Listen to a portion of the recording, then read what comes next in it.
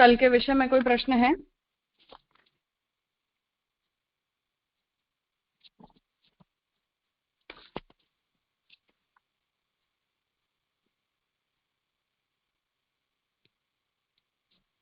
हाँ स्वातिबेन। हाँ, दंडवत प्रणाम राजा।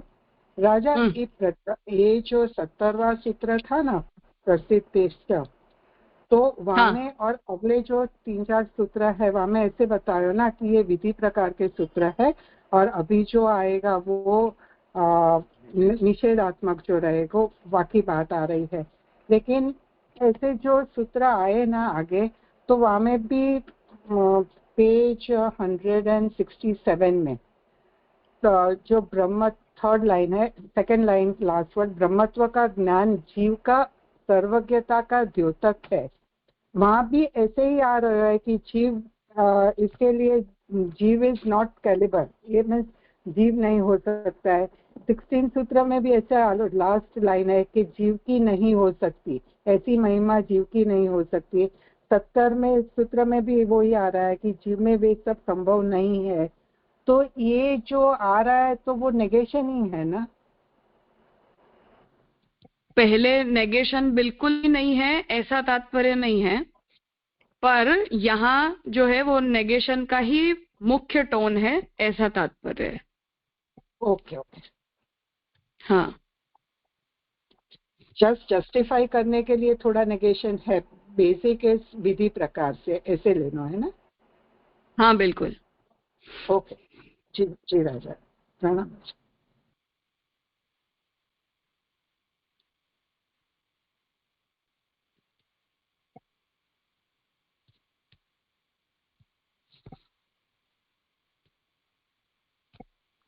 ठीक है, तो कल हमने 18वें सूत्र तक का विषय देखा। 19वें सूत्र के विषय में श्री पुरुषोत्तम जी ने जो उपक्रम किया, वहां आपने ये आज्ञा दी कि इंद्र प्रजापति प्रकरण का सहारा लेकर जीव की ब्रह्म के साथ एकता का निरूपण करने का जो प्रयास पूर्व पक्षी अब इस सूत्र में पूर्व पक्ष प्रस्तुत करके करेगा, उस पक्ष का निषेध करते हुए श्री महाप्रभु ये आज्ञा करेंगे कि जो प्रजापति प्रकरण है वहां भी जो है वो जीव का ब्रह्म के साथ एकत्व निरूपित नहीं किया गया है। इसलिए हम यहाँ भी उस पक्ष का सहारा लेकर जीव का ब्रह्म के साथ अभेद सिद्ध नहीं कर सकते हैं।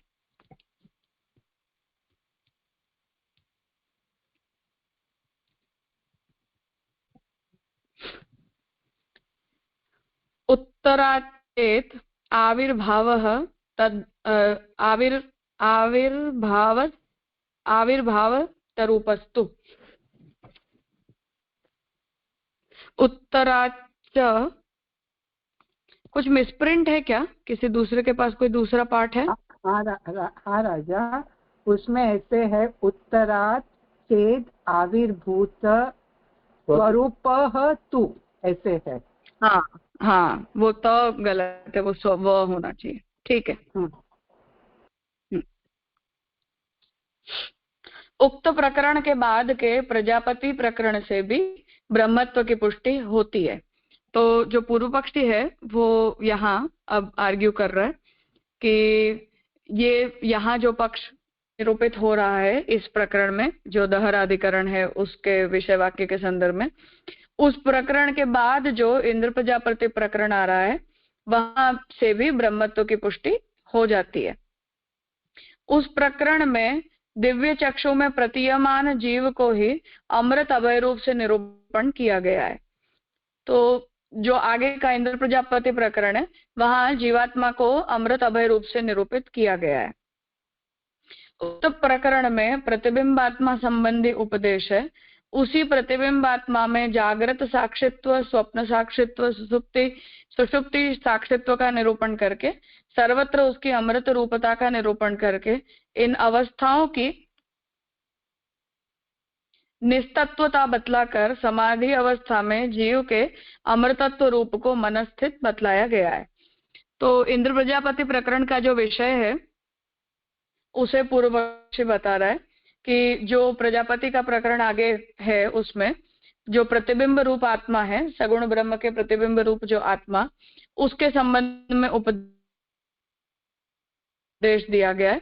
और जो प्रतिबिंब रूप आत्मा है उसी को जागृत अवस्था में, सुषुप्ति अवस्था में और स्वप्नावस्था में उसके साक्षित्व का निरूपण करके, और ये जो आत्मा है उसकी अमृत रूपता का निरूपण करते हुए, ये तीनों ही अवस्थाओं में जीव अपने शुद्ध तत्व रूप में नहीं होता है, ऐसा बताते हुए जब वो समाधि अवस्था को प्राप्त करता है तब उसे ब्रह्म के साथ अपनी एकता का बोध होता है, और उस अवस्था में वो अमृत रूप होता है और अमृत रूप मनोस्थिति में वो होता है, ऐसा वहां निरूपण किया गया है।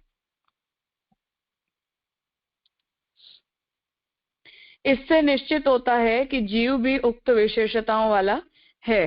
तो हम जो आर्ग्यूमेंट कर रहे थे कि जिन गुणों का यहाँ निरूपण किया गया है वो सारे गुण ब्रह्म के ही गुण हैं, वो जीवात्मा के गुण नहीं हैं। तो इस पर ये कह रहे हैं कि ये सब जो गुण हैं उनका निरूपण प्रजापति प्रकरण में जीवात्मा के लिए किया गया है। उसके स्वरूप का परामर्श भी किया गया है। ऐसा संशय उपस्थित कर तो शब्द से उसका निराकरण करते हैं। तो पूर्व पक्षी जो है वो अपनी तरफ से ये संशय उपस्थित कर रहा है कि हमें ब्रह्म के विषय में ऐसा ही सोचना चाहिए।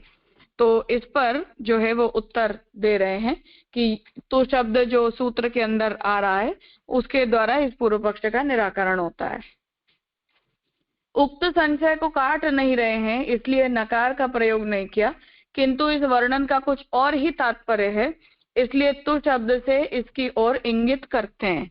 तो ये बात जुठलाई नहीं जा रही है, परंतु ब्रह्म के अर्थात उस प्रकरण में जो निरूपण आया है वो निरूपण जीवात्म परक नहीं है, परंतु उस प्रकरण में निरूपित विषय का कुछ और तात्पर्य है, ऐसा बताने के लिए यहाँ उस जीवात्मा के विषय में जो निरूपण प्राप्त हो रहा है प्रजापति प्रकरण में, उससे इंगित किया गया है।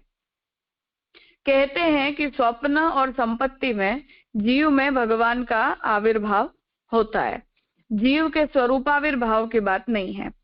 तो जो स्वप्न की अवस्था होती है उस स्वप्नावस्था में भी, और संपत्ति में क्या क्या अर्थ है वो मुझे एक बार देख लेना पड़ेगा, तो उसे हम अभी ड्रॉप कर रहे हैं, मैं काका जी से पूछ के और फिर बताऊंगी।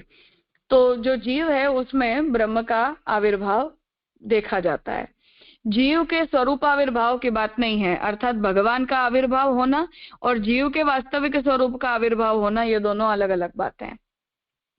जैसे कि नृसिम्होपासक में नृसिम्ह स्वरूप का आविर्भाव होता है तथा ब्रह्म संबंधी उपदेश देते समय वक्ता में भगवद आविर्भाव होता है। तो नृसिम्ह की जब उपासना करते हैं तो नृसिम्ह का जो उग्र नृसिम्ह रूप होता है उसके उपासक के अंदर भी अपने उपास्य के तुल्य गुणों का प्राकट्य होता है, और जब ब्रह्म का उपदेश देते हैं तो वक्ता के अंदर भी भगवद आविर्भाव माना जाता है। जैसे भागवत जी के लेखन में भी महाप्रभु जी ने ये बात कही है कि व्यास जी उस समय भगवान के गुणावतार नहीं है, परंतु अपने पूर्ण रूप से ही भगवान ने व्यास जी के द्वारा उस भागवत का लेखन करवाया है। तो सब जगह अपने को प्रतिबिंब रूप से देखते हुए इंद्र को यही बात प्रजापति ने बताई थी। तो उस प्रकरण का जो सही इंटरप्रिटेशन है उसे महाप्रभु जी यहाँ बता रहे कि इंद्र जब हर स्थान पर अपने ही प्रतिबिंब को देख रहे थे उस समय प्रजापति ने इंद्र के प्रति इस विषय का विवेचन किया था। यदि ऐसा अर्थ नहीं मानेंगे तो प्रतिबिंब आदि के अमृतत्व और अभयत्व की बात मिथ्या हो जाएगी। तो अगर इस बात को हम नहीं मानते हैं, अर्थात ये जो प्रकरण का इंटरप्रिटेशन जो यहाँ बताया गया है उस इंटरप्रिटेशन का यदि हम स्वीकार नहीं करते हैं तो उस स्थिति में फिर हमें जो प्रतिबिंब वगैरह की जो अवस्थाएं हैं उसके अमृतत्व और अभयत्व की बात का अस्वीकार करना पड़ेगा। प्रजापति की अनुपस्थिति में इंद्र ने अपने में आविर्भाव के न होने से विपरीत ही अनुभव किया। तो जिस समय प्रजापति उपस्थित नहीं थे उस समय इंद्र ने जो है वो अपने अंदर एक अन्य ही प्रकार का अनुभव किया जब उसने अपने अंदर सृष्टि का आविर्भाव किया तब। केवल इसी बात के परिहार के लिए अन्यथोपदेश दिया गया है। तो इंद्र ने जो कुछ भी उत्पन्न किया उसे देखकर इंद्र उस बात को समझ नहीं पाए, तब प्रजापति ने फिर आविर्भूत होकर उसे ब्रह्म ज्ञान दिया। ये पूरा प्रकरण है। तो वहां इंद्र की जो मिथ्यानुभूति थी उसी का निराकरण करने के लिए प्रजापति ने इस प्रकार से उपदेश दिया है। स्वप्न आदि अवस्थाओं में और स्वाभाविक अवस्था में भी देहादि विलक्षण भाव की बात कही गई है। तो जो स्वप्न की अवस्था होती है तब भी हम अपने देह के साथ अपने स्वरूप का अनुसंधान नहीं करते, परंतु स्वतंत्रतया ही करते हैं। और जो हमारी स्वाभाविक अवस्था होती है उस अवस्था में भी हमें देहादि विलक्षण अवस्था का अनुभव होता है। स्वप्नावस्था में भी भगवद आविर्भाव होता है, उसे ही स्वरूप आविर्भाव कहा गया है। तो जो जीवात्मा की स्वप्नावस्था होती है उस स्वप्न की अवस्था में उसके अंदर भगवद आविर्भाव होता है और उसी आविर्भाव की अवस्था को वहां स्वरूप आविर्भाव बोला गया है। इससे निश्चित होता है कि दोनों ही प्रकरण भगवत परक हैं। इसलिए जो इंद्र प्रजापति प्रकरण का भी सहारा लेकर पूर्व पक्षी जो बात कह रहा था उसे भी नेगेट कर रहे हैं कि वहां भी वो बात नहीं है, दोनों ही प्रकरण भगवत परक है। इसी प्रकार अन्यत्र भी भगवत आवेश मानकर समस्त विशेषताओं को भगवत संबंधी मानना चाहिए, इसलिए दहर परमात्मा है। तो जो बात हमने कल सोची थी कि आज किसी व्यक्ति के अंदर मानो वामदेव जी के अंदर ही मानो व्यापकता का गुण दिखाई दे रहा हो, तो उसका अर्थ ये नहीं है कि वामदेव व्यापक हो गए, पर उसका अर्थ वहां भी यही है कि वामदेव के अंदर ब्रह्म के गुणों का आविर्भाव हुआ। तो उस स्थिति में भी जो गुण है वो तो ब्रह्म के ही गुण रहेंगे, वो किसी और के गुण नहीं बन जाएंगे। इसलिए हम किसी भी स्थान पर ऐसा इंटरप्रिटेशन नहीं कर सकते हैं कि जीवात्मा के अंदर यदि अभयत्व प्रकट हो रहा है या जगत के प्रति आधारत्व का धर्म उसके अंदर प्रकट हो रहा है तो उसका अर्थ ये हो गया कि जीव और ब्रह्म ये दोनों एक हो गए।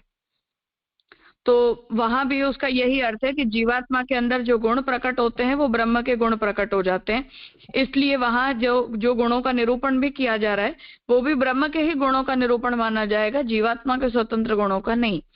वही बात प्रजापति भी जो है वो इंद्र के प्रति कह रहे हैं। तो प्रजापति का भी जो वहां तात्पर्य है वो पुनः यही है कि जितना जगत जागतिक जो पदार्थ हैं उनमें यथा कथा ब्रह्म के गुणों का आविर्भाव हो जाता है और उन गुणों के आविर्भूत हो जाने पर जो है वो ऐसी अनुभूति जो है वो जीवात्मा को होने लगती है।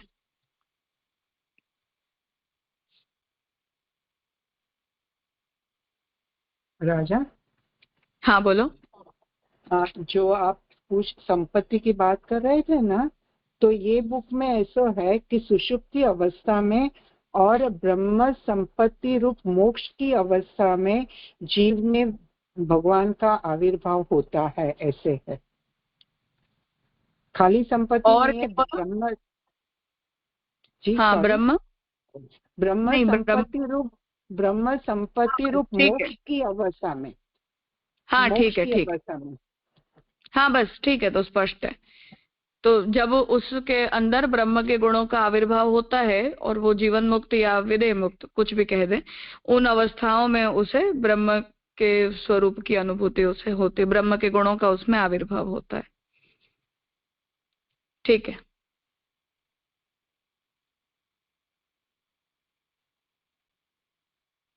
कुछ पूछना है किसी को?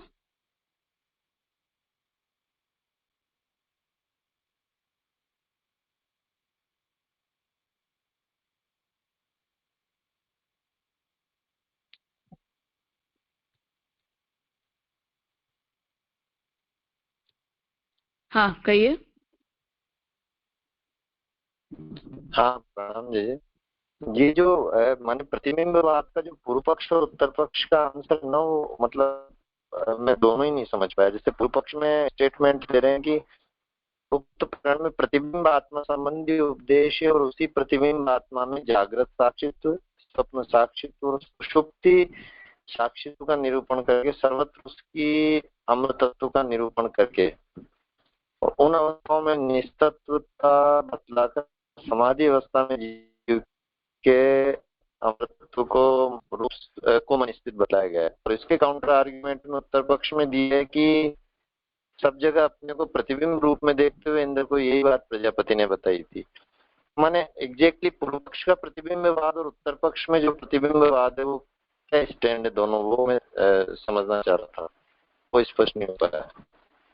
पूर्व पक्षी ये बोल रहा है कि प्रतिबिंब की अवस्था मिथ्या अवस्था होती है और उस अवस्था से निवृत्त हो जाने पर जीवात्मा को ब्रह्मानुभव होता है और उस अवस्था में जीव के अंदर अपने मूल स्वरूप का आविर्भाव होता है। और हम ये बात कह रहे हैं कि ऐसी बात नहीं है। हम ये कहना चाह रहे हैं कि उस समय भी जो प्रतिबिंब है उसे भी ब्रह्मा जी ने जो है वो भगवत धर्म रूप बताया है, ब्रह्मात्मक अनुभूति से युक्त बताया है, जिस प्रतिबिंब का इंद्र अनुभव कर रहे थे। तो वहां यदि प्रतिबिंबत्व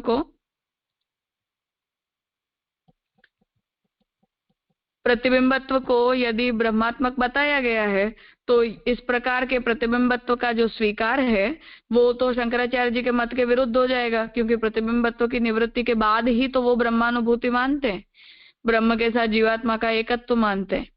तो वहां जो प्रकरण में जो बात कही गई है, जिसके सहारे पूर्व पक्षी जीव और ब्रह्म का ऐक्य सिद्ध करना चाह रहा है, वो बात पूर्व पक्षी के मत के अनुसार नहीं बन रही है।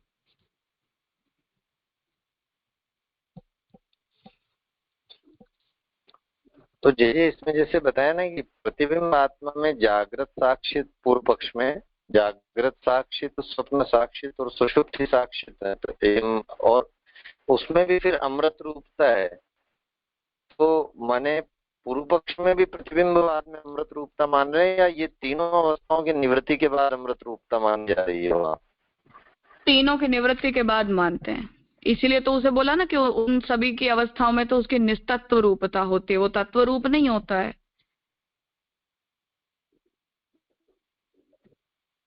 तो जैसे बीच में एक स्टेटमेंट दिया सर्वत्र उसकी अमृत रूपता, उसकी किसकी?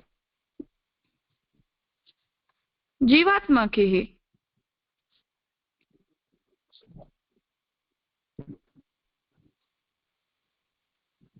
तो फिर सर्वत्र क्या अर्थ करेंगे? माने अवस्था फर्क नहीं करके क्या सर्वत्र उसकी अमृत रूपता, माने प्रकरण में ये जो तीनों अवस्थाएं उसमें या कहीं सर्वत्र का क्या आशय लेंगे? वहां उन तीनों अवस्थाओं में भी उसकी अमृत रूपता खत्म नहीं हो जाती है, क्योंकि जीव तो ब्रह्म ही है, केवल वो खुद अपने आप को उस रूप में जानता नहीं है।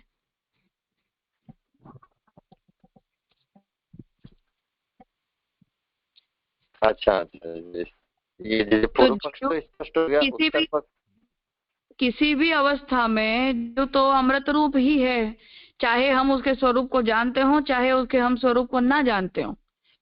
तो जीव है, उसकी स्थिति तो वही है जो वो तत्व रूप से है। हम नहीं समझ रहे हैं, तो जब समझेंगे तो स्वरूप आविर्भाव होगा, जब नहीं समझेंगे तो स्वरूप विस्मृति कहलाती है। वही तो उनके मत में भी है।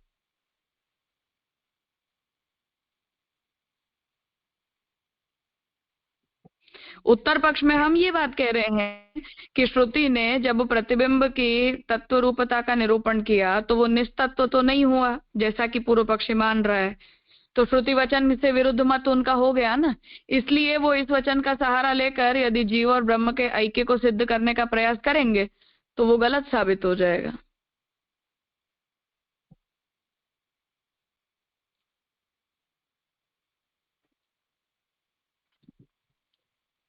जी, तो यहाँ जो उत्तर पक्ष में है ना कि यदि ऐसा नहीं मानेंगे तो प्रतिबिंबवादी के अमृतत्व और अभयत्व की बात मिथ्या। तो शुरू में माने ऐसा निरूपण आ रहा है कि प्रतिबिंब होते हुए भी वहाँ अमृतत्व और ये अभयत्व बताया जा रहा है। मतलब अरे मान्य है, उसमें तो कोई शंका ही नहीं है, क्योंकि जीवात्मा तो जीवात्मा ही होता है, पर जीवात्मा को अपने स्वरूप की अनुभूति तत्व रूप से तो नहीं होती उन अवस्थाओं में।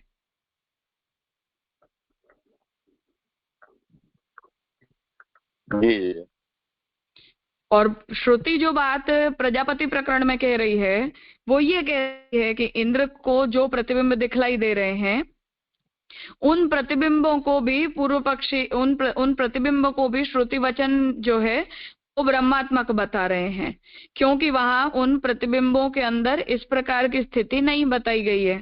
वो प्रतिबिंब वहां ब्रह्मात्मक ही है। जगत में जीवात्मा जिस प्रकार से बनकर आती है उस प्रकार के प्रतिबिंबत्व का वहां विचार ही नहीं किया गया है। तो इसलिए पूर्व पक्षी यदि उसका सहारा लेकर जीव और ब्रह्म का ऐक्य सिद्ध करने का प्रयास करेगा तो वो नहीं हो पाएगा।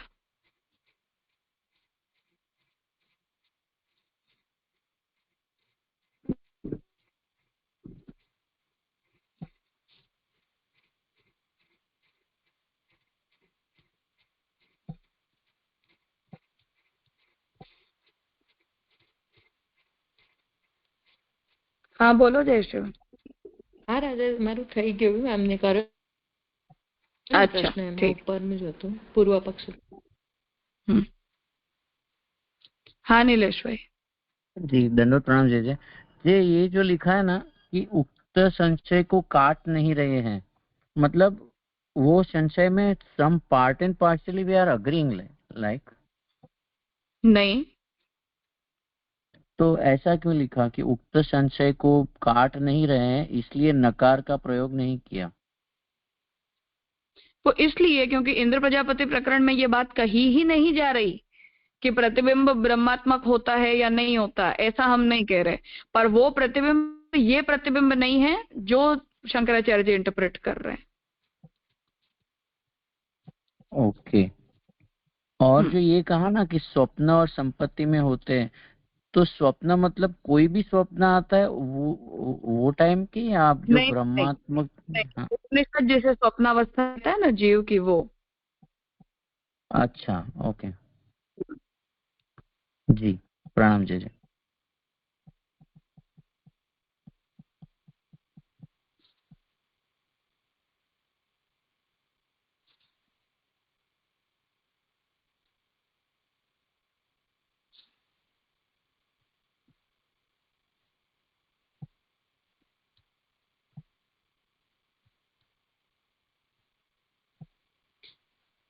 ठीक है, तो अब आगे का सूत्र है ततः में तर्हि तत्र जीव परामर्शस्य किम प्रयोजनम।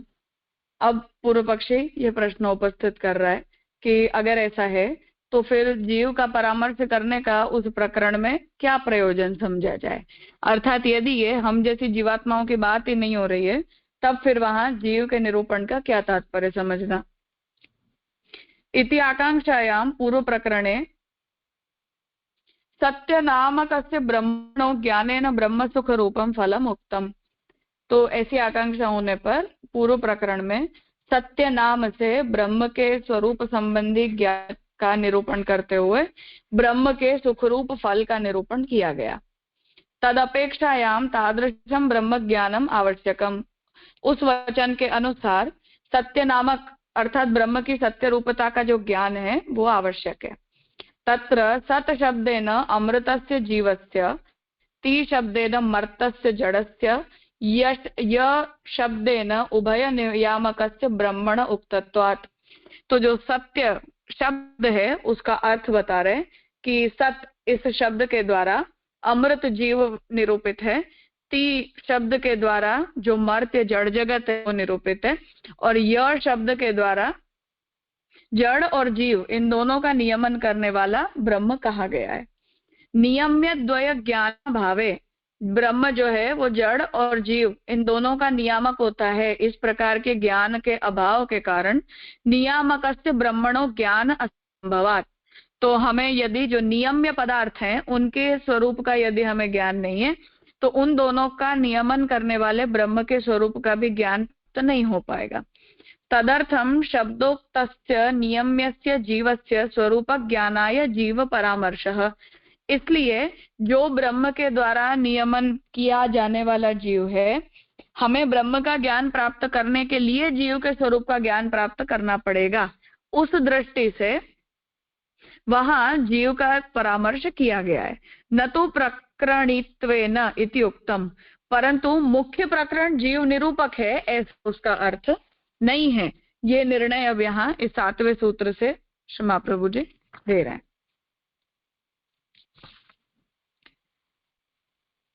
अन्यार्थश्च परामर्शः, तो परामर्श, जीव का जो परामर्श है वो अन्य ही अर्थ से किया गया है। परामर्श का प्रयोजन बतलाते हैं कि इसका अन्य ही अर्थ में प्रयोजन है, तो यहाँ जो निरूपण है उसका दूसरे ही अर्थ में प्रयोजन है। तस्मात् यम हरर हरवा इत्यादि में अपने भगवत विषयक अमृत अर्थात मर्त्य संयमित ज्ञान में ही ब्रह्म सुख फल को ब्रह्म ज्ञान की अपेक्षा से कहा गया है। तो श्रुति वचन कोट कर रहे हैं कि वहां भगवत विषयक जो अमृत है अर्थात ब्रह्म के अंदर रहने वाला जो अमृतत्व है अर्थात मर्त्य संयमित ज्ञान, तो सब कुछ जो है वो मर्त्य है, नाशवंत है, ऐसा जो ज्ञान है उसके द्वारा ही ब्रह्म सुख को फल के रूप में बताया गया है। और उस ब्रह्म सुख रूपी फल की प्राप्ति होती है ब्रह्म के स्वरूप का ज्ञान प्राप्त करने से। ज्ञान दशा में ही भगवद आविर्भाव होता है। तो जब ज्ञान की अवस्था होती है अर्थात ब्रह्म ज्ञान की सिद्ध अवस्था होती है तो उसी अवस्था में जीवात्मा को ब्रह्मानुभव होता है। यही सूत्रस्थ चकार के प्रयोग का तात्पर्य है। तो अन्यार्थश्च, अर्थ क्या है तो वो बता रहे हैं कि चकार का मतलब यही है कि यहाँ भगवद आविर्भाव को ज्ञान दशा में बताया गया है। संपत्ति में भगवद आवेश कहने के लिए सूत्रकार ने स्वाप्यय संपत्त्यो हो अन्यतर अपेक्षाम आविष्कृतम ही ऐसा सूत्र बनाया है।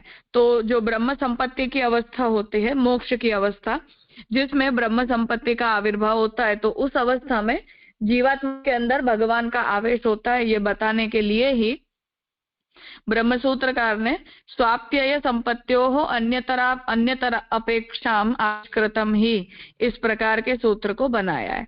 इसलिए परामर्श से ब्रह्म के अतिरिक्त दूसरे अर्थ की कल्पना नहीं करनी चाहिए। तो इसलिए यहाँ जीवात्मा का परामर्श आ रहा है, वो जीवात्मा के परामर्श का तात्पर्य नहीं है परंतु ब्रह्म का ही परामर्श उसे समझना चाहिए, ऐसा यहाँ श्री महाप्रभु जी निर्णय दे रहे हैं।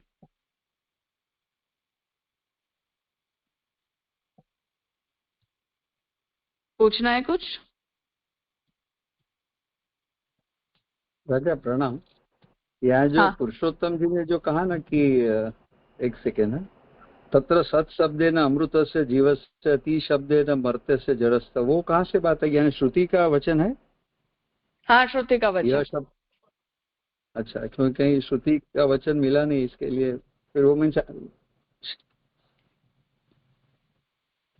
हाँ, श्रुति वचन। हाँ जी जी।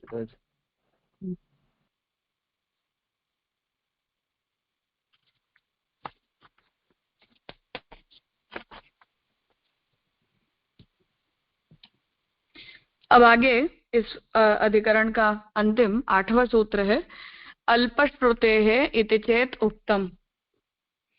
ततः अष्टमे, अब इस अधिकरण के 8वें सूत्र में भवत्वेवं तथापि अल्पे हृदय पुंडरीके आकाश रूपस्य जायसो ब्रह्मणः स्थितिः न संभवति इत्यतो जीव एव उच्यताम् इति आशंकायाम्। अब पूर्व पक्षी यहाँ ये संशय फिर से ला रहा है कि अगर ऐसा है अर्थात ब्रह्म निरूपक ही ये पूरा प्रकरण है, ऐसा यदि हम मान लेते हैं, तब फिर इस अल्प हृदय में आकाश रूप से उत्पन्न होने वाले ब्रह्म की स्थिति संभव नहीं है। इसलिए यहाँ हृदय में उसकी स्थिति है ऐसा बताया गया होने के कारण जीव को ही यहाँ निरूप्य मानना चाहिए।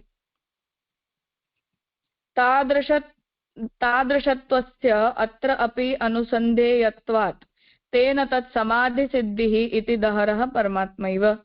तो कह रहे हैं कि अगर हम ऐसा, सॉरी एक लाइन रह गई, तो संभवती अर्थात ब्रह्मणः स्थिति न संभवती अतः जीव एव उच्यताम्, इसमें जीव ही कहना चाहिए। ऐसी आशंका होने पर निचायत्वाद एवं व्योमवच्च इत्यत्र विरुद्ध धर्माश्रयत्वेन ब्रह्मणः स्थिति वक्तुम। तो श्रुति वचन ने विरुद्ध धर्माश्रय रूप से ब्रह्म की स्थिति कही होने के कारण शक्य इति उक्तम। तो विरुद्ध धर्माश्रयता होने के कारण ब्रह्म की हृदय देश के अंदर भी स्थिति संभव है। तादृशत्वस्य अत्रापि अनुसंधेयत्वात् तेन तत् समाधि सिद्धिः इति दहरः परमात्मैव। और यदि हम ऐसा मानते भी हैं कि जीव की हृदय में ब्रह्म की स्थिति कब होती है, तो जीवात्मा जब समाधि की अवस्था में होता है तो ब्रह्म की स्थिति जीव के हृदय में होती है। तो ऐसी स्थिति में ब्रह्म का हृदय देश में स्थिति संभव होने के कारण दहर को हमें परमात्मा ही मानना चाहिए। अत्र बुद्धिस्थस्य विचारात उपोद्गात गर्भः प्रसंगः संगति। और यहाँ बुद्धि के अंदर स्थित जो विचार है उसका भी यदि हम विचार करते हैं तो उपोद्घात के अंतर्गत इस प्रसंग की संगति होती है, अर्थात प्रकरण के उपोद्घात के अंतर्गत। किंच परामर्श सूत्रे जीवस्य सर्वावस्थासु ब्रह्म नियम्यत्वस्यैव सिद्धत्वात्। और परामर्श सूत्र के द्वारा जो जीव है उसकी हर अवस्था में, अर्थात चाहे वो स्वप्नावस्था हो चाहे जागृत हो, कोई भी अवस्था हो, प्रत्येक अवस्था में जीव ब्रह्म के द्वारा ही नियमित होता है, ऐसा सिद्ध होने के कारण अतो जीवस्य परम मुक्ति दशायामपि ब्रह्म नियम्यत्वमेव सिद्ध्यति। तो जब जीवात्मा परम मुक्ति को भी प्राप्त कर लेता है तब भी वो ब्रह्म के द्वारा ही उसका नियमन हो रहा है, ऐसा हमें मानना पड़ेगा। वेदस्तुतौ अपि अजनी च यन्मयं तद् विमुच्य नियंत्र भवेद् इत्यत्र तथैव सिद्धत्वात् च। तो जो वेदस्तुति है भागवत के 10वें स्कंद में, वहां भी यही बात कही गई है कि जब जीवात्मा को मुक्तावस्था प्राप्त हो जाती है तो उस मुक्ति की अवस्था में भी भगवान ही उसका नियमन करने वाले होते हैं।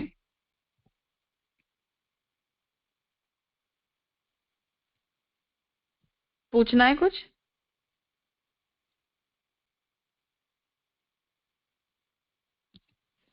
ठीक। अल्पश्रुते है इति चेत उक्तम। अब यहाँ 60वें सूत्र से निरूपण कर रहे हैं कि ठीक है, जीव में हम इस प्रकरण को उपपन्न नहीं मानते और न इस प्रकरण को जीव परक ही मानते हैं, परंतु यह प्रकरण ब्रह्म में तो उपपन्न होता नहीं। तो पूर्व पक्षी कह रहा है कि हम आपकी बात मानकर यदि ये कह दें कि हाँ ये प्रकरण जो है वो ब्रह्म निरूपक प्रकरण, सॉरी जीव निरूपण परक प्रकरण नहीं है, परंतु यदि ये जीव परक नहीं है तो ये ब्रह्म परक भी सिद्ध नहीं होता है। क्यों नहीं होता है? तो उसके लिए तर्क दे रहे हैं कि सूक्ष्म पुंडरीक में भगवत स्थिति संभव कैसे है। उनकी तो व्यापकता का ही उल्लेख मिलता है, जितना यह आकाश है इत्यादि वाक्य में जिस अल्पता का निर्देश है वह व्यापक परमात्मा संबंधी तो हो नहीं सकता। तो अब पूर्व पक्षी जो है वो इस बात को कह रहा है कि परमात्मा जो है वो व्यापक तत्व होता है और व्यापक तत्व होने के कारण उसकी छोटे देश के अंदर स्थिति जो है वो संभव नहीं है। पुंडरीक शब्द का मतलब होता है सफेद रंग का कमल। तो पूर्व पक्ष जो श्रुति वचन है विषय वाक्य, उस विषय वाक्य के अंदर ये बात बोली गई है कि हृदय जो है वो हमारा कमल की तरह होता है और उस कमल के अंदर तत्व की स्थिति होती है। तो पूर्व पक्ष ये आर्ग्यूमेंट दे रहा है कि हमारा छोटा सा जो हृदय होता है उसमें भगवान की स्थिति संभव कैसे है, क्योंकि हर स्थान पर भगवान को तो व्यापक ही बताया गया है, जिसके लिए प्रमाण दे रहे हैं कि जितना बड़ा ये आकाश है वगैरह वचनों के द्वारा जिस अल्पता का निर्देश है, अर्थात हमारे हृदय देश की अल्पता का और भगवान की व्यापकता का निर्देश है, वो व्यापक परमात्मा संबंधी ये वर्णन हो नहीं सकता। अर्थात दहर प्रकरण के विषय वाक्य के रूप में जो बात आ रही है वो परमात्मा परक लगता नहीं। इसलिए उक्त विरोध के परिहार के लिए हमें अणुस्वरूप जीव की स्थिति ही स्वीकारनी पड़ती है। तो इसीलिए हमें ये स्वीकार लेना पड़ता है कि हमारे हृदय देश का जो छोटा सा स्थान होता है उस छोटे स्थान में तो जीवात्मा की ही स्थिति संभव है।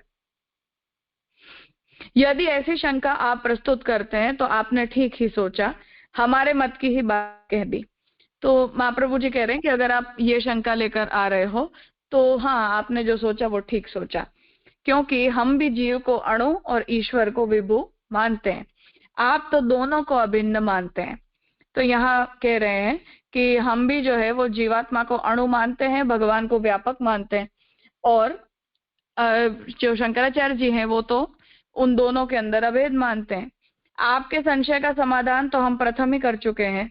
उनकी व्यापकता आकाश की सी है, यह आपको नहीं भूलना चाहिए। सर्वभवन समर्थ सब कुछ होने की सामर्थ्य वाले ब्रह्म में विरुद्धता की शंका करना ही व्यर्थ है। तो महाप्रभु जी ये कह रहे हैं कि पूर्व यदि यहाँ प्रॉब्लम ये बन रही है कि हृदय देश के अंदर ब्रह्म की स्थिति संभव नहीं है। क्यों संभव नहीं है? क्योंकि ब्रह्म व्यापक होता है। जीव की स्थिति कैसे संभव है? क्योंकि जीव अणु होता है। तो अगर अब यहाँ शंकराचार्य जी अपनी बात में फंस रहे हैं, तो महाप्रभु जी यहाँ ये आर्ग्यूमेंट अपनी तरफ से दे रहे हैं कि अगर हम ये कहते हैं कि ब्रह्म जो है वो हृदय देश में नहीं रह सकता व्यापक होने के कारण, तो ब्रह्म और जीव यदि दोनों ही एक हैं, तो उसका मतलब ये है कि फिर तो जीवात्मा की भी हृदय देश में स्थिति संभव नहीं होनी चाहिए। तो आप यदि ब्रह्म की स्थिति को नेगेट कर रहे हो कि जीवात्मा ब्रह्म इसलिए हृदय देश में नहीं रह सकता क्योंकि जीवात्मा ब्रह्म जो होता है वो व्यापक होता है और हृदय देश का स्थान छोटा होता है। तो यदि ब्रह्म नहीं रह सकता है तो ब्रह्म की ही तरह यदि जीवात्मा को भी शंकराचार्य जी ब्रह्म के साथ अभिन्न और व्यापक मानते हैं, तो उसकी स्थिति जो है वो ब्रह्म के साथ कैसे संभव हो सकती है और हृदय देश के अंदर वो भी कैसे रह सकता है। इसलिए ये बात उनकी जो है वो ठीक नहीं है। इसलिए यहाँ इस बात को कह रहे हैं कि आपने तो हमारी बात कह दी, अर्थात हम भी यही बात मानते हैं, परंतु क्योंकि ब्रह्म को जो है वो श्रुति वचनों में विरुद्ध धर्माश्रय बताया गया है, इसलिए ब्रह्म के विषय में ऐसी शंका हमें नहीं करनी चाहिए। जहां तक उनके शरीर की बात है वह भगवान के निम्न वाक्य से स्पष्ट हो जाता है। भक्ति शास्त्र प्रवीण धीर लोग मेरे पुरुष स्वरूप को विस्तृत रूप से सर्वशक्ति संपन्न देखते हैं। इससे सिद्ध होता है कि भगवान ही दहर हैं। तो भगवान जो है वो स्वयं ही इस बात को बता रहे हैं कि जो भक्ति शास्त्र में प्रवीण होता है अर्थात शास्त्र का जो जानकार होता है, ऐसे व्यक्ति भगवान के पुरुष स्वरूप को जो दिखाई भले ही सूक्ष्म छोटा दे रहा हो, परंतु फिर भी वो लोग उसे सर्वशक्ति संपन्न जानते हैं, व्यापक जानते हैं। इसलिए उससे ये बात सिद्ध होती है कि भगवान जो है उनकी व्यापकता होने के बावजूद भी हृदय देश में उनकी स्थिति में कोई आपत्ति नहीं है। इसलिए दहर का जो निरूपण है वो परमात्मा का निरूपण समझना चाहिए।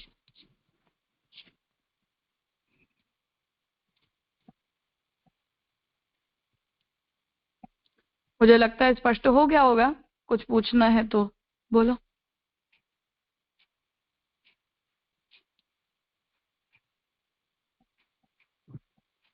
राजा, ये यूजुअली जो सूत्रकार तो सैद्धांतिक मीन्स जो सूत्र है वो सैद्धांतिक सूत्र है, तो फिर यहाँ ये जो अल्पश्रुते है इति चेत उत्तम, तो अल्पश्रुते है में कैसे वो कोरिलेट किया? वो थोड़ा कोरिलेट ये किया कि आप कम पढ़े लिखे हो, इसलिए जो लोग अन्यथा कल्पना करते हैं उन्हें शास्त्र में बताए हुए ब्रह्म के स्वरूप का ज्ञान नहीं है।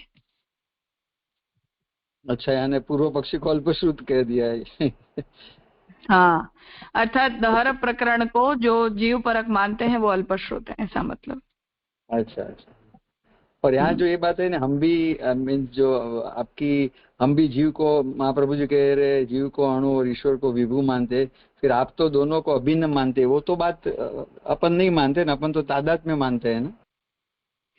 हाँ, लेकिन हम उसके अणुत्व का, महाप्रभु जी ये कह रहे हैं कि जो मैंने कहा कि आर्ग्यूमेंट यहाँ ये दी जा रही है कि अगर आप ये कहते हो कि छोटे से हृदय देश में ब्रह्म समाहित नहीं हो सकते क्योंकि ब्रह्म तो व्यापक होते हैं, तो शंकराचार्य जी के मतानुसार तो फिर आत्मा भी हृदय देश में नहीं आ पानी चाहिए ना, क्योंकि वो तो आत्मा को भी व्यापक मानते हैं।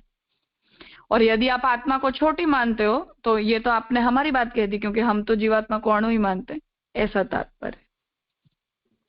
माने अणु तो अपन विभिन्न अभिन्न मानते हैं, तो वो ठीक है, वहां तक I mean we are equally at equal level. हाँ, मतलब शंकराचार्य जी ने यदि ये कहा कि जीव अणु होता है, छोटा होता है इसलिए वो हृदय देश में समाहित हो जाएगा, पर ब्रह्म बड़े होते हैं इसलिए ब्रह्म की हृदय देश में स्थिति पॉसिबल नहीं है। तो ये तो हमारी बात हो गई ना, हम भी जीवात्मा अणु मानते हैं, वहां से महाप्रभु जी ने इस बात को लिया है। जी राजा, एकदम क्लियर राजा, थैंक यू। ये जब भी ये अणुसूत्र, ये ब्रह्म सूत्र लिखे होंगे तो उन्होंने तो अधिकरण के हिसाब से नहीं लिखे होंगे ना, मतलब पूरे ऐसे ही सूत्र ही लिख दिए होंगे ना। तो अधिकरण बाद में डेवलप हुए या पहले से ही ऐसे थे, मतलब कैसे, how it happen in the first step? भाष्यकार जो हैं वो सभी भाष्यकार अपनी तरफ से अधिकरणों को फ्रेम करते हैं कि कितने चैप्टर, मतलब कितने पोर्शन में, कितने सूत्रों के अधिकरण में हम उस सब्जेक्ट का कंप्लीशन मानेंगे। इसीलिए मैंने बोला था भाष्यकारों में इस विषय में विरोध भी है कि यहाँ इस अधिकरण की समाप्ति नहीं हो रही है करके। तो वो जितने भी भाष्यकार हैं उन सब लोगों ने वो अधिकरणों की फ्रेमवर्क डिसाइड किए अपने भाष्यों में ही, पर not from Vyas ji originally, right? हाँ, व्यास ने खुद अधिकरणों में उसका विभाजन नहीं किया है, अन्यथा तो विरोध होने का कोई प्रश्न ही नहीं था ना, फिर तो सभी को एक ही प्रकार से उन्हें स्वीकारने चाहिए थे। राइट जी, प्रणाम जी। पर ये सूत्र कुछ पूर्व पक्ष निरूपक हैं, कुछ पूर्व पक्ष संशय निरूपक हैं, कुछ सूत्र जो है वो सिद्धांत निरूपक हैं। ऐसे जो डिफरेंसेस हमें स्पष्ट रूप से यहाँ महाप्रभु जी के भाष्य से समझ में आ रहे हैं, तो उसका मतलब है कि वो थॉटफुली लिखे गए हैं इसी फ्रेमवर्क में, जस्ट उसकी टाइटलिंग नहीं की गई है। विचार का फ्लो यही चल रहा है कि अब यहाँ ऐसा पूर्व पक्ष आया, यहाँ ऐसा सिद्धांत आया, लाइक दैट। पर इसका मतलब ये कितना सारा उपनिषद वगैरह, मतलब बाय हार्ट तो ठीक है, पर ये विचार यहाँ के हैं, ये कितना क्लियर ऑफ थॉट्स होंगे ना। अभ्यास जी, हम मानो षोडश ग्रंथ हम लोगों ने इतनी सारी बार पढ़ लिए हैं, तो अब हमें वहां के विचार उपस्थित होते हैं ना, और कोई टॉपिक आए तो हम ध्यान में भी आ जाता है। तो अब ऐसे इतना अभ्यास उपनिषदों का कर लिया जाए तो ऐसी उपस्थिति आ जाती है। सामर्थ्य चाहिए, ऑब्वियसली बहुत सारा चाहिए, पर हम रिलेट कर सकते हैं इस बात को कि ये प्रक्रिया इस तरह से काम करती होगी। जी, 1 घंटा बहुत कम पड़ जाए ऐसा लगता है। कोई बात नहीं, उससे ज्यादा होता है तो हेडेक भी हो जाता है। जी,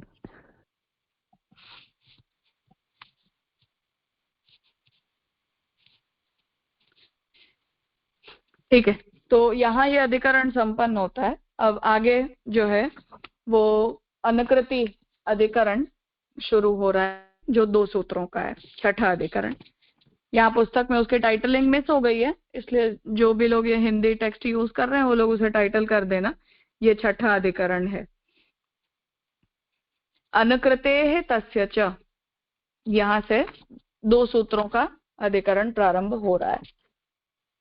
ततः षष्ठे द्विसूत्रे, 2 सूत्रों वाला जो ये छठा अधिकरण है, अनुकृति अधिकरण, इसमें न तत्र सूर्यो भाति इति कठवल्लीस्थं वाक्यम विषयत्वेन उदाहृत्य, इस श्रुति कठवल्ली में जो श्रुति वचन है उसका विषय वाक्य के रूप में उपक्रम करते हुए लोक प्रकाशकानां सूर्यादीनां दहरांतस्थत्व कथनात्, लोक प्रकाशक जो सूर्य आदि हैं उन सबको दहर के अंतस्थित बताए गए होने के कारण कठवल्लीस्थम उक्त वाक्यम तद विरुद्धम, इसलिए कठवल्ली का जो ये पूर्व पक्ष का वाक्य है कि वहां सूर्य भी दिखलाई नहीं देता, ये जो वाक्य है वो श्रुति के दूसरे वचन से विरुद्ध जा रहा है, ऐसी आशंका करते हुए तेषां स्वतः न प्रकाशकत्वं किंतु भगवद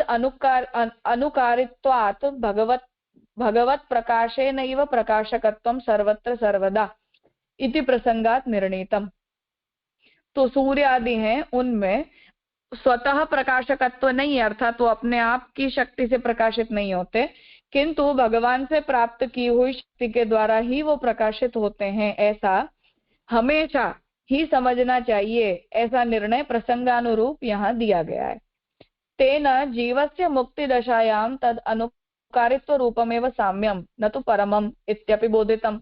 और सूर्य के विषय में जो बात है कि वो स्वयं प्रकाशित नहीं होते परंतु ब्रह्म की शक्ति से प्रकाशित होते हैं, ये सिद्धांत यदि वहां भी है तो इसी सिद्धांत के अनुसार हम ये भी बात समझ सकते हैं कि जीवात्मा भी मुक्ति की अवस्था में जो अपने अंदर ब्रह्म के गुणों को दिखाता है, जैसे वामदेव के अंदर ब्रह्म के गुणों का आविर्भाव हुआ, तो वो भी जो गुण जो हैं जो उस अवस्था में जीवात्मा के अंदर दिखाई देते हैं, वो भी ब्रह्म के गुणों के कारण ही दिखाई देते हैं, परंतु स्वतंत्र रूप से वो ब्रह्म के गुण, स्वतंत्र रूप से वो जीव के गुण नहीं होते।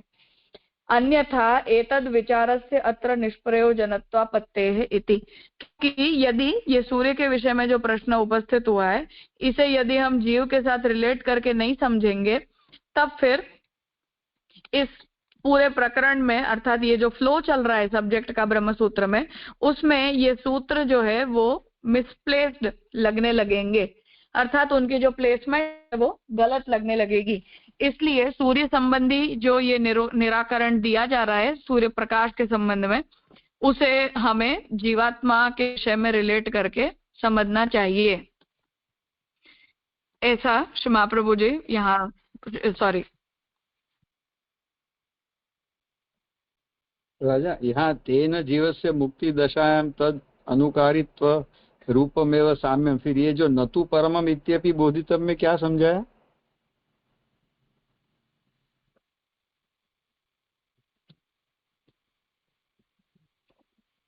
हाँ सॉरी डिस्कनेक्ट हो गया था। तो ऐसा जो निर्णय है वो इन दोनों सूत्रों की और इस अधिकरण की प्लेसमेंट को लेकर श्री पुरुषोत्तम जी दे रहे हैं।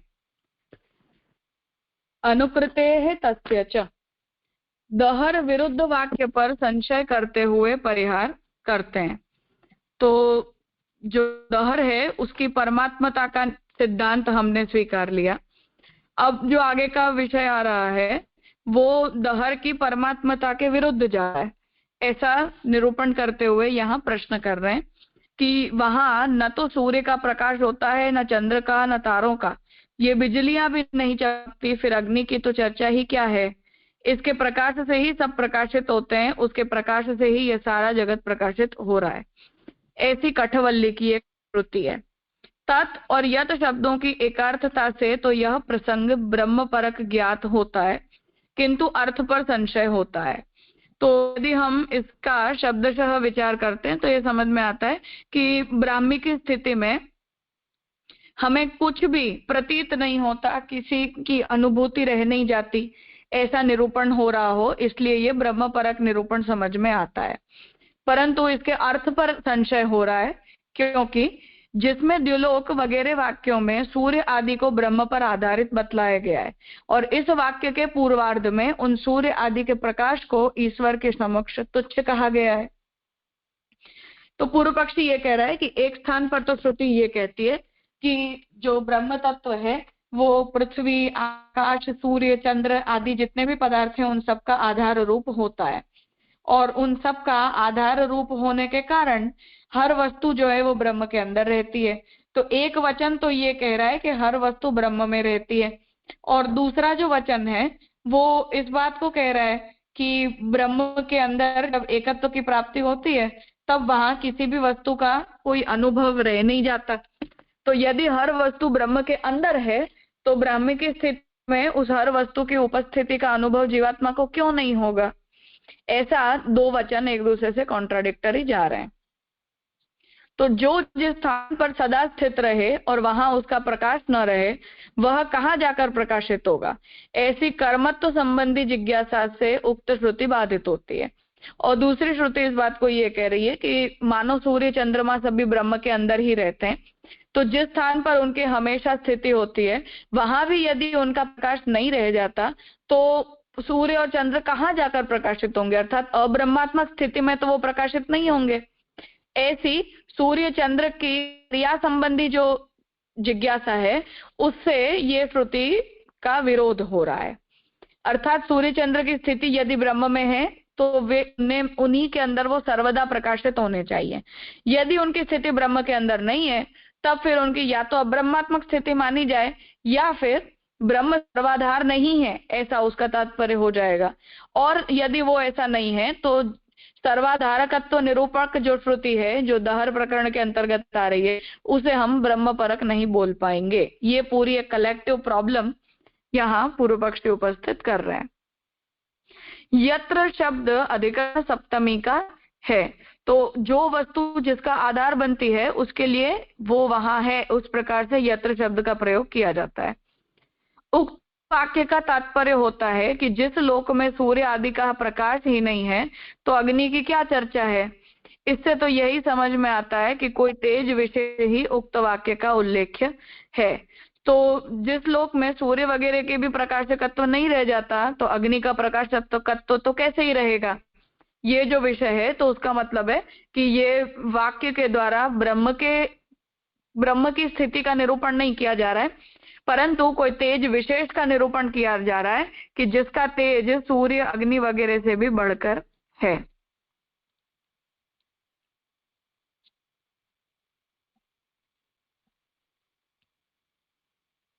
उक्त प्राप्त मत पर सिद्धांत रूप से अनुकृते है तस्य सूत्र प्रस्तुत करते हैं।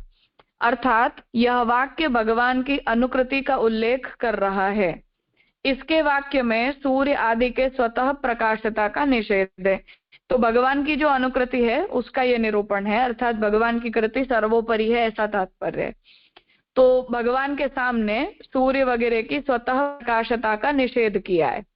सभी पदार्थ उस परमात्मा का ही अनुकरण करते हैं। तो जो परमात्मा की कृति होती है उसी सर्वोपरि कृति का अनुकरण करते हुए हर वस्तु की कृति समझनी है, जैसे कि सूर्य की रश्मि और पुरुष की छाया। इसलिए यह वाक्य अनुकृतिवाचक है, इसमें भेद की कल्पना नहीं करनी चाहिए। तो जैसे हमारा प्रतिबिंब कब पड़ता है या हमारी छाया कब पड़ती है, जब सूर्य खुद प्रकाशित होता है। तो सूर्य की जो किरण है वो हम तक पहुंचेगी, तभी सूर्य की किरण की कृति के सामने हमारी छाया रूप अनुकृति प्रकट होगी। उसी प्रकार जब हम प्रकाशित होंगे तो ब्रह्म के प्रकाश की अनुकृति के रूप में सूर्य चंद्र वगैरह के अंदर प्रकाश की कृति उपस्थित होगी। इसलिए इसमें ब्रह्म और सूर्य आदि पदार्थों में भेद की कल्पना नहीं करनी। उसके प्रकाश से सब कुछ प्रकाशित है, तो ब्रह्म के प्रकाश से हर वस्तु प्रकाशित होती है। इसमें बतलाया गया है कि सूर्य आदि में स्वतः प्रकाश नहीं है, जैसे कि घट में स्वयं प्रकाशता नहीं होती। तो घट की प्रकाशता का मतलब है कि हमारी आंखें होती हैं तो हमें घट दिखलाई देता है, आंखें नहीं है तो घट अपने आप को स्वयं हमारे सामने प्रकाशित नहीं कर सकता। तो रूप तन्मात्रा की जो उपस्थिति होती है वो हमारे नेत्रों के द्वारा होती है। तो उसी तरह ब्रह्म के अंदर भी सूर्य आदि में भी स्वतः प्रकाशता नहीं, परंतु ब्रह्म के प्रकाश से वो प्रकाशित होते हैं। इसीलिए उसका यहाँ निषेध किया गया है कि किसी का भी प्रकाश जो है वो ब्रह्म के प्रकाश से बढ़कर नहीं है। भगवान के प्रकाश से ही ये सब प्रकाशित होते हैं।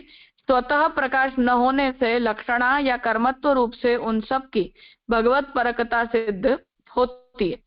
तो स्वतः प्रकाशित न होने के कारण लक्षणा के द्वारा या उनकी कर्म रूपी अनुकृति के द्वारा इन सभी पदार्थों की भगवत परकता सिद्ध होती है। दूसरे अर्थ कल्पना की गुंजाइश नहीं है। तो यहाँ जो पूर्व पक्षी ये सोच रहा है कि हमें इसे तेज परक वचन मानना चाहिए, तो उसका महाप्रभु जी निषेध कर रहे हैं कि ऐसे अन्य अर्थ की कल्पना करने की यहाँ आवश्यकता नहीं है। इसलिए अनुकृते है तस्य ये सूत्र यहाँ आया है। आज का विषय यहाँ रखते हैं। इस विषय में जो कुछ भी प्रश्न होंगे उन्हें हम कल ले लेंगे।